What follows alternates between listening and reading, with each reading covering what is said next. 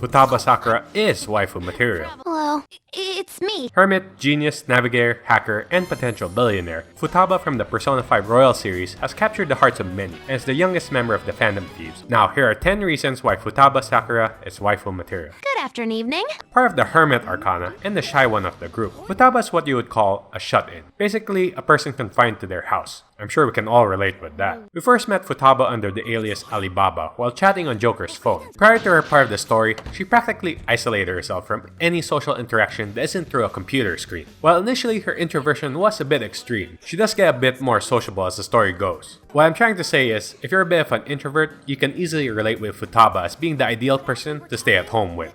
Here's something that I found funny. Futaba is a straight-up computer whiz, capable of creating various applications. In Persona 5 Dancing Star Night, while watching Futaba speak with Ryuji, we quickly learned that Futaba is actually the creator of a trending puzzle game. Oh, I made that game. Despite ranking number 1, she gave it all away for free, not wanting to deal with contracts of any sort, since she just made the game because she was bored. Ryuji could hardly believe what he was hearing. For real? Other than that, for money, she mainly hacks Sojiro's accounts whenever she needs funds for her computer, video games, and whatnot. As a fellow gamer, Futaba is the ideal person to kick back and play video games with at home. Video games are a big pull for her. She even dared to go to the dangerously crowded Akihabara all by herself, practically a nightmare for someone with social anxiety. Fortunately, we found her before it turned into a real disaster. She's got all the latest consoles and a lot of video games. Care of Sojiro's wallet. I'm sure she plays all kinds of games, including retro games when she invites you to hang out. Futaba also likes to relate everyday life into gaming metaphors, such as stating the difficulty level of various tasks and dishing out sick burns. Savage. Futaba is also into the anime manga fandom and loves to collect all sorts of merch.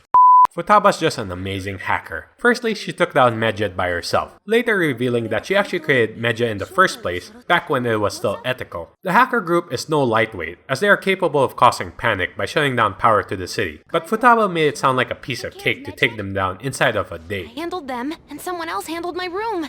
I don't understand, but this is good. While searching for more details about her mom's death, she was able to break into various websites and research labs' databases. Since Futaba doesn't go to school, she was left out of the Hawaii school trip. While the group was taking a selfie at the airport, Futaba managed to hack Joker's phone, and even the camera function, allowing her to communicate with them and see what's going on. During the Phantom Thieves investigation, Futaba created a dongle for Makoto to copy the data off Sai-san's laptop. Yes.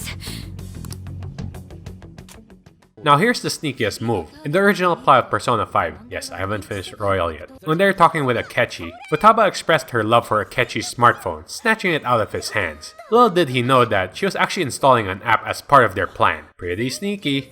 You dummy. Next up, Futaba is basically a cinnamon roll. Despite what's happened, she has maintained a certain kind of childlike optimism whenever she gets excited about something or playfully fights with Inari. That's her nickname for Yusuke. Oh, you wouldn't know aesthetics if it hit you in the face, Inari. How dare you say that to me? Of all people! Futaba is simply so adorable with how innocent she acts. Adding on to her gamer behavior, she even called us her key item, which simply made our heart melt. Taking some time to talk about her appearance, she can always be seen wearing large round glasses and has long bright orange hair up to her waist. And just like a cinnamon roll, she never seems to feel cold with shoulders exposed during winter time. Hey, it's pretty cold, right? So, is it cool if I sit a little closer? Futaba even has funny quirks that help her stand out, such as the way she squats on top of chairs, and her quote-unquote evil laugh is just adorable.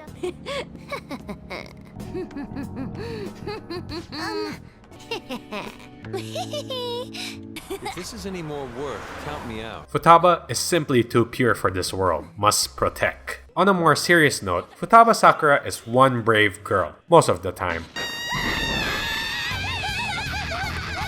She's been through a lot of social trauma, such as having the guilt of thinking she killed her own mom for several years. As someone who can make things happen, she took the opportunity of contacting the Phantom Thieves on her own, asking them to change her heart. This is coming from someone with little to no social experience, initially just wanting to make herself feel better. Fortunately, this led to her discovering the real truth. In her own path, she was able to confront her twisted cognition of her mother, brave enough to see through all the lies for what they are, and gain clarity for what actually happened. After her past was done and dusted, she was willing to work with the group and agreed to go to the beach to overcome her social anxiety as well.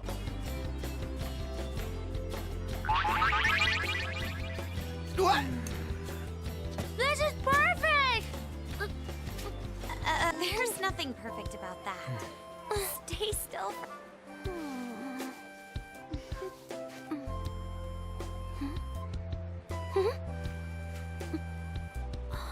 Futaba is a top-class navigator. Actually, she's the only one. She goes by the codename Oracle, pretty much the all-seeing and information processing personality that she is. Plus, she's got a cool UFO that she hangs around in. Adding on to how smart she is, apparently she has photographic memory. She mentions that in grade school, she was able to recite all the book titles on a shelf after just one glance. Her metaverse outfit consists of a hacker-inspired black bodysuit with glowing green lines and lime green bits along the fingers of her gloves and soles of her shoes. Her mask is a giant pair of goggles the size of a VR helmet that covers her ears and has huge red lenses on them. In battle, she doesn't do any physical fighting, but instead provides support, making Mona kinda useless. Well, she was more useful than you, as a matter of fact.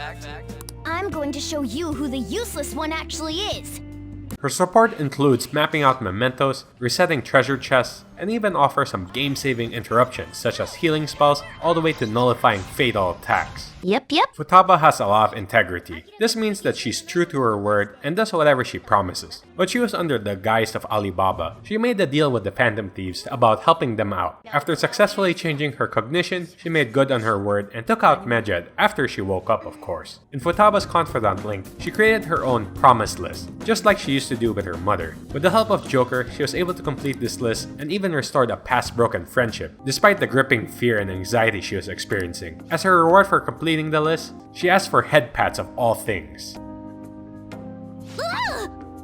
Futaba simply loves food, but coffee, not so much. You tricked me! She has a big appetite and real appreciation for the good stuff. Just look at her go. Good? Delicious! Don't wolf it down like that. No one's gonna take your food. I'm sure we can relate with her love for instant yakisoba. It's practically her staple food, and she can be seen eating it all the time. She even brought it to their beach trip. Some of her other favorite foods are her mom's spaghetti, curry, expensive sushi, 120,000 yen? You're joking, right?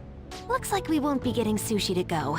and the occasional holiday feast items like cake and turkey. I found it kind of funny that she was able to afford the cake and turkey in the first place, considering she was only given a small amount by Sojiro. It could be either she has insane luck of the draw for the Christmas raffles, or she hacked Sojiro's account again. When working to steal Futaba's heart, which happens to be a giant pyramid chock full of traps, in order to make her treasure materialize, we had to send a calling card the next day. You know, that part where the cool song kicks in.